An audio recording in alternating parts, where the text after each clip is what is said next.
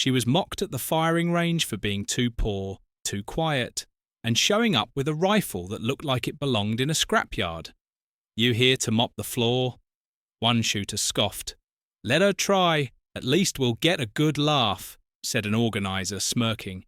Even Noah Graves, the sniper legend known for 10 perfect shots at 300 meters, glanced her way and muttered, "I don't shoot against people who still load their ammo backwards." She didn't reply. She just blindfolded herself and hit 10 bullseye eyes without missing a millimeter. The Silvermark Precision Range was a monument to power carved into the Utah desert like a steel cathedral. Under a sky so blue, it burned its polished firing lanes, stretched 300 meters, flanked by digital scoreboards and VIP stands where the air rire of gun oil, bourbon and privilege. This wasn't a place for amateurs. It was the proving ground for America's elite senators with private jets, generals with classified clearances, defense tycoons who bankrolled wars. The desert wind carried whispers of their deals, their egos, their untouchable status this week. Silvermark hosted the Precision Duel, a 2025 invitation-only marksmanship challenge that drew the world's best Olympic medalists. Retired Marine snipers and Noah Graves, 38, a square-jawed legend whose 10 consecutive bullseye at 300 meters had made him a god. The crowd, draped in tailored jackets and tactical gear, filled the stands, their sunglasses glinting, their conversations laced with condescension. They weren't here for upsets. They were here to crown their king. Harper Vale, 25, stepped onto the range, her low ponytail swaying under a faded grey hoodie, her worn jeans fraying at the knees, her canvas shoes scuffed and nameless crunched on the gravel. Each step a quiet rebellion against the polished boots around her. She carried a chipped M24 rifle, its forest green paint worn to bare metal. Its stock scratched from years of use, the weapon looked like a relic, a forgotten piece from a bygone war, but Harper held it like an extension of her body. Her hazel eyes, sharp yet calm, scanned the range, taking in the firing lanes, the wind flags. The crowd sneers, whispers cut through the air like shrapnel. Who let the intern into the VIP section, a defense contractor? Victor Lang 50D muttered swirling bourbon in a crystal glass, that rifle's older than my dog, Clara Hensley. 32, an Olympic sharpshooter with a blonde braid and a custom-inch staffer clipboard clutched, leaned to his colleague. "This is a sniper challenge, not a charity event." Harper's face remained still. Her silence a fortress. "You're already with her, aren't you? That quiet strength, that unyielding presence. It's electric." The mockery grew sharper as Harper approached the registration table. Her cloth bag slung over her shoulder. Richard Vance, 55, a retired colonel and head judge, his silver moustache gleaming, squinted at her. "You sure you're in the right place, kid? Shell casings need sweeping over there." The crowd nearby erupted their laughter. A low rumble, Clara polishing her rifle's scope smirked. "Sorry, hun. Are you here to register or refill the scorecards?" Greg Palmer, 40, a tech mogul in a tactical vest with a custom logo, clapped sarcastically. "You bringing that relic to sell for scrap eBay might still buy nostalgia." Harper unzipped her bag, pulling out a wooden box of hand-loaded ammo. Each round, meticulously arranged, their brass casings polished to a dull shine. She loaded her M24 with fluid precision. Her fingers steady despite the jeers as she worked. Greg waved a stack of cash in the stands, shouting, $50 says she doesn't hit the target once Clara tossed in 100. I'll double it if she cries. After missing laughter, rippled phones recording the spectacle. Richard smirked, adding, "I'll throw in my cigar collection if she even grazes the board." A young staffer, pressured, posted the bets on a whiteboard titled, "The Rookie Flop." Harper overheard her fingers pausing on her ammo. Her hazel eyes, burning but steady, her inner monologue, hardened. They're betting on my failure, like it's a game. I'll make it their regret. The audience's rage ignites their hearts pounding at this public wager on Harper's humiliation, the crowd's cruelty, a suffocating weight. Her inner monologue was steel. They think they know me. That's their first mistake. The audience's anger surges their fury, a spark against this venom. Noah Graves stood at the range's edge, his black tactical gear pristine, his blue eyes cold as a glacier. At 38, he was Silvermark's undisputed king. His 10-time record, 10 Bullseyes at 300 metres. No scopes, a legend carved into the range's history. His jaw was set, his posture commanding. But his glance at Harper held a flicker of amusement. "I don't shoot against people who still load bullets the wrong way," he said, his voice carrying to the stands. The crowd roared their applause, a tidal wave. Harper met his gaze. Her expression unchanged, her silence louder than their cheers. The judges huddled chuckling. Behind clipboards, "Let her compete for fun," Richard said, winking at Clara. "She'll face Noah, at least we'll get a comedy show before the competition." Harper faced a mandatory equipment check overseen by Richard and Ellen Carver. 50, a former Army logistics officer, loyal to Noah Ellen, prompted by Richard's nod, inspected Harper's M24 with exaggerated disdain, muttering, "This thing's a hazard, probably misfires."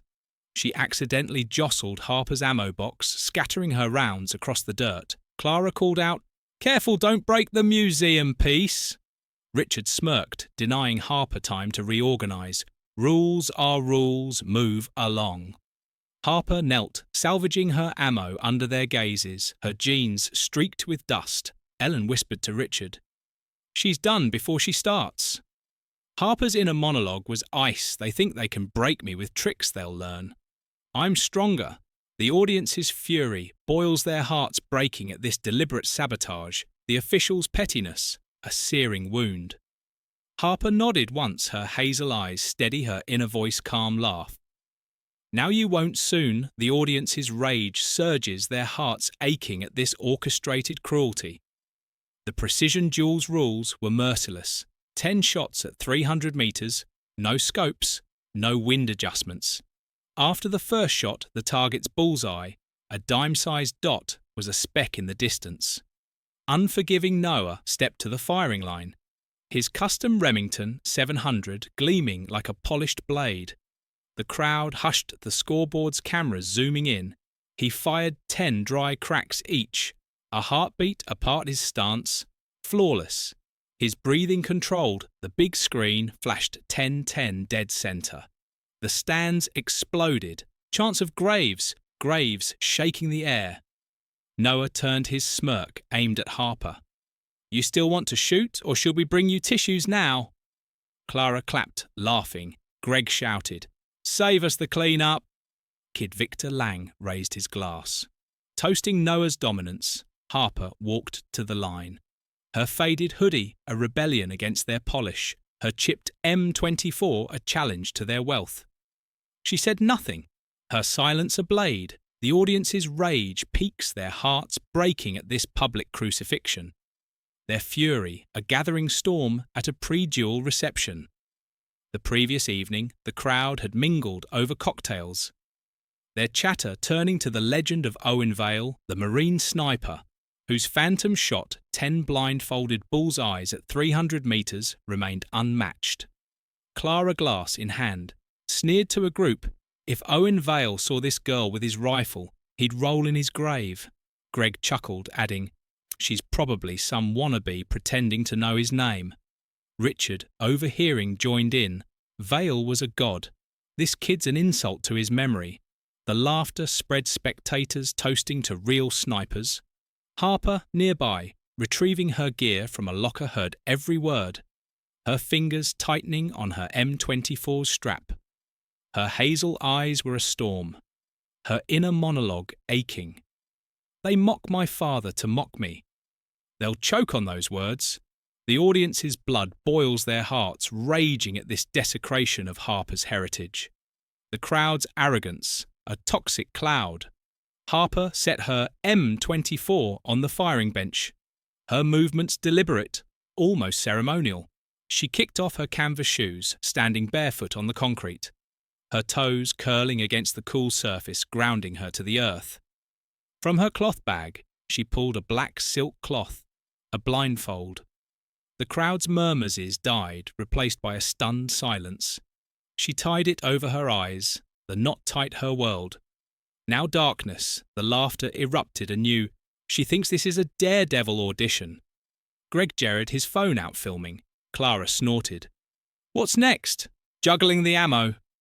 Noah leaned against a post, his arms crossed, laughing softly. Just don't shoot a spectator, please. The judges exchanged glances, but didn't stop her. She wasn't breaking rules, and they craved her failure. As Harper adjusted her blindfold, the crowd, egged on by Greg, and Clara started a rhythmic chant. Miss it! Miss it! Their voices echoed some banging on the stands.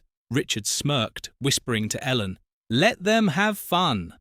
Young shooters held up signs reading back to the scrapyard.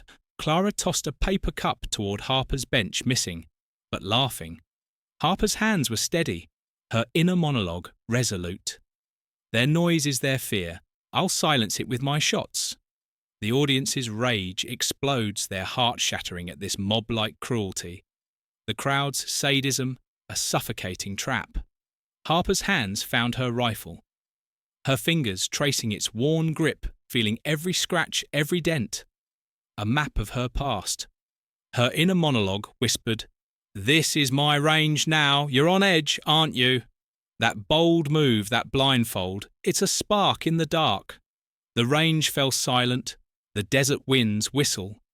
The only sound, Harper breathed her chest, rising her ears, attuned to the air's subtle shifts, the rustle of a distant flag, the faint hum of the scoreboard. She fired, the crack split the air sharp and final, like a thunderclap in a silent canyon. The big screen zoomed in, Bullseye dead. Centre. The red dot obliterated the crowd's laughter, choked their faces, frozen. Their sunglasses, slipping shot. Two same rhythm, same precision, her body. A statue Bullseye experts leaned forward. Their breaths held, shot 3. No adjustments. Her stance unyielding Bullseye Jack Coulter. 62, a retired Marine with a scarred face, muttered, No. This style only Owen Vale ever pulled this off after Harper's 5th Bullseye. The judge's booth erupted in chaos. Richard Vance, his silver moustache twitching, re-watched the footage muttering, This can't be right. Ellen Carver. Her clipboard forgotten, stared at the scoreboard. Her face pale, Tom Riley, 35, a younger judge pulled up Owen Vale's archived phantom shot videos, his voice shaking. It's identical, the rhythm, the stance. She's his daughter. The crowd overheard, their whispers turning to gasps. Richard slammed his hand on the table, his authority crumbling. We misjudged her. Harper's inner monologue was calm. They doubted me now. They're rewriting their own rules. The audience cheers, their satisfaction surging as the judge's arrogance collapses. Harper's skill. Rewriting their judgment shots 4 through 7. Bullseye, bullseye, bullseye, bullseye. Each shot was a metronome, a surgical strike against their pride. Clara's smirk vanished, her eyes wet, her hands trembling. Noah's jaw tightened, sweat beating on his temple. His inner monologue fracturing. She's not possible.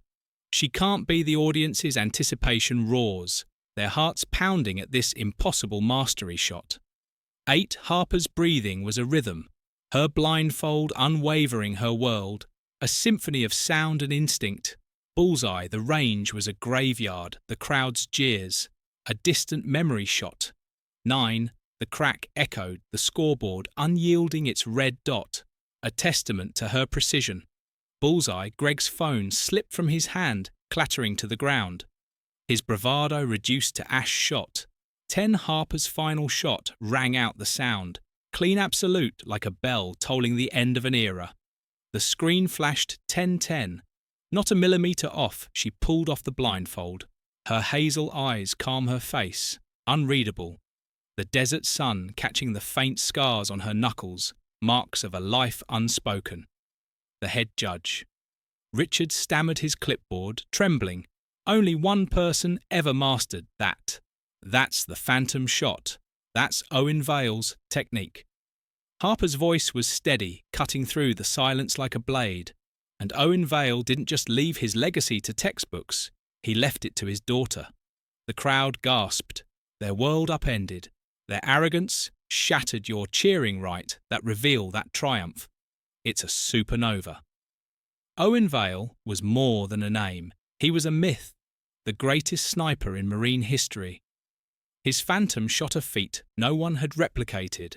10 blindfolded bullseyes at 300 metres each shot, guided by sound instinct and a mind honed to perfection. He'd vanished in 2015 after a classified mission in the Middle East. His fate a mystery. His name whispered in awe. Harper, his only daughter, had been a ghost, a rumour who disappeared with him at 17. Now she stood before them, her faded hoodie, a crown, her chipped, at 24, a sceptre. Noah's face drained his record, shattered his blue eyes hollow. Clara sank into her seat, her mockery a regret, her inner monologue broken. I laughed at a legend. Greg stared at his dropped phone, his ego in pieces. Jack Coulter stood saluting her silently. His eyes wet with respect. His salute a bridge to Owen's memory. The media swarmed cameras, flashing reporters shouting, Harper Vale, Owen's daughter. She didn't linger. She slung her rifle over her shoulder and walked off the range. Her barefoot steps a quiet rebellion in the aftermath. Clara approached Harper outside the range, her blonde braid limp, her eyes red. I was wrong, she said, her voice breaking. I mocked you and you're incredible. Harper nodded once, her hazel eyes steady but not cruel. Clara's inner monologue spiraled. I thought I was untouchable. She's the real champion. The media captured the moment headlines praising Clara's humility but lauding Harper's grace. Clara retired from competition, dedicating herself to coaching her ego. Humbled by Harper's excellence, the audience's hearts saw their satisfaction, peaking as Clara's mockery turns to reverence. Harper's triumph, a mirror of her strength. The audience's satisfaction surges their pride in Harper, a wildfire Harper's past unfolded in fragments pieced together by relentless journalists in the weeks that followed, born in a small Montana town. She'd grown up in a weathered cabin, the range her playground, Owen her quiet mentor. Her mother, a nurse, died when Harper was 5, leaving her and Owen a unit bound by the desert silence and the rhythm of gunfire at 10. Harper could strip an M24 blindfolded at 15. She matched her father's precision. Her shots, a mirror of his neighbours, called her Owen's shadow. Her talent uncanny, her hazel eyes carrying his intensity. At 17, Owen was called to a classified op in the Middle East, a high-stakes extraction gone wrong. Harper, already a prodigy, went as his spotter. Her skills vital, the mission imploded. Ambushed. Owen presumed dead Harper missing. She'd spent a decade off the grid, surviving in conflict zones from Syrian deserts to Afghan mountains. She trained rebels, saved villagers, and honed her father's techniques under aliases. Her identity buried, her inner monologue reflected. They took my father, my name, my peace, but they didn't take my aim silver. Mark was her return, her reclamation, her way of honouring Owen's ghost. You're in awe, aren't you? That backstory, that resilience. It's her heartbeat. The crowd's cruelty had deep roots, each mocker driven by insecurity. Noah, despite his records, lived in Owen Vale's shadow. His ego, a fragile shell, his inner monologue, before Harper's shots was smug. No one can touch me. not some nobody with a junk rifle. Yet, Owen's name haunted him a standard he could never make. Clara, an Olympian, feared fading into obscurity. Her beauty a mask for self-doubt, Greg the tech mogul had bought his way into Silvermark's elite. His skills mediocre, his wealth a crutch. Richard the judge clung to his authority, resenting anyone who defied his control. Ellen, his ally, followed orders. Her loyalty to Noah a bid for relevance. Victor the contractor saw Harper as a threat to his curated world. Her poverty and affront. Harper's presence, poor, quiet, unpolished, exposed their flaws. Her chipped M24, a challenge to their polished facades. Her blindfolded shots were a mirror reflecting their inadequacy. Months later, Noah faced a professional fallout at a defense expo in DC. Sponsors dropped him, citing Harper's performance as the new standard, a panel of generals impressed by her phantom shot. Publicly questioned, Noah's record, Graves, was great, but Vale's daughter is the future Noah in a tailored suit tried to deflect, but his inner monologue cracked. I was the king, she took my crown. His next competition saw him miss 3 shots. His confidence shattered industry journals, shifted focus to Harper. Her blindfolded feet a benchmark. Noah took a coaching job. His legend dimmed the audience roars. Their satisfaction surging as Noah's arrogance crumbles. Harper's skill rewriting his legacy. The aftermath was a reckoning. Greg, humiliated, tried to salvage his reputation by auctioning his custom rifle collection to fund a new shooting venture. At the auction, buyers, aware of his mockery bid, low whispering he bet against Vale's daughter. The collection, worth millions, sold for a fraction. Bankrupting his venture, Greg's inner monologue was bitter. I thought I was elite, she exposed me as a fool. A news outlet framed the loss as karmic justice. His cruelty returned, Harper, unaware, continued her work. Her legacy untarnished, the audience's satisfaction piques their hearts pounding as Greg's greed boomerangs his downfall, a testament to Harper's impact. Richard, shaken, rewrote the duel's rules, ensuring no one was dismissed again. Ellen, her role in the sabotage exposed, resigned her career, tarnished Victor Lang. His influence waning, lost contracts. His mockery a liability. Clara rededicated herself to training inspired by Harper's discipline. Her inner monologue, humbled, I was blind. She showed me what skill means. The media frenzy uncovered Harper's decade abroad, saving lives in war-torn villages, training rebels with Owen's techniques, always under aliases. She never sought fame. Her modesty, a shield, the precision duels footage spread through newsreels and documentaries. Her blindfolded shots, a global sensation studied in military. Mize revered by shooters. Harper didn't compete again. She didn't need to. Her 10 shots were her statement, her father's legacy reborn. In 2026, Harper resurfaced in Montana, running a free marksmanship camp for underprivileged teens in a dusty range surrounded by sagebrush. Her classes taught Owen's techniques, her chipped M24, a teaching tool, its scars. A story students, many from broken homes, called her Coach Vale, their eyes bright with admiration. A viral news segment showed a teen girl, Maria 14, hitting her first bullseye, tears streaming, saying, Harper believed in me. The segment contrasted her humility with Silvermark's elitism, elevating her to icon status. Harper's inner monologue reflected, I didn't shoot for fame, I shot for them. The audience's pride explodes, their satisfaction complete, as Harper's legacy empowers others. Her triumph, a beacon she lived, simply her cabin, a replica of her childhood home. Her nights spent cleaning her M24. Her days teaching kids to aim not just at targets, but at their dreams. Maria, a star student, won a national youth competition dedicating her medal to Harper. Her speech echoing Owen's mantra, aim with your heart. Harper watched from the sidelines, her hazel eyes soft, her silence. A throne in 2027. Silvermark unveiled a bronze statue of Harper Vale blindfolded mid-shot at the range's entrance. The plaque read, "Harper Vale, the Phantom Shot, 2025, daughter of Owen Vale," at the ceremony. Jack Coulter spoke. "She didn't just win, she changed us," the crowd, former skeptics. Now fans applauded, some in tears.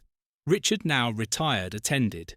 His head bowed his past arrogance. A regret, the statue became a pilgrimage site for shooters, a symbol of excellence over elitism. Harper, absent, learned of it through a letter from Maria. Her inner monologue serene. "They mocked my name, now they carve it in bronze. The audience's hearts race their satisfaction." Absolute, as Harper's legend reshaped Silvermark forever. Harper vanished again, her whereabouts a mystery. Some said she was in the Rockies training a new generation. Others claimed she was in Africa, teaching marksmanship to peacekeepers. Her chipped M24 displayed in a Utah museum bore a plaque, "Harper Vale's Phantom Shot, 2025. Oh, the desert sun set over Silvermark, the range forever changed her silhouette.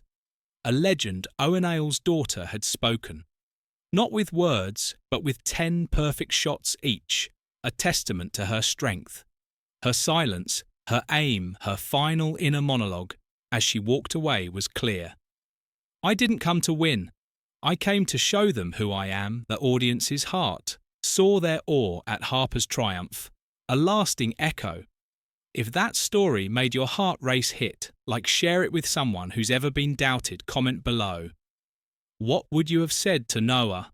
Subscribe for more stories where the quiet ones strike hardest, and remember, silence is not weakness. Sometimes it's the deadliest aim.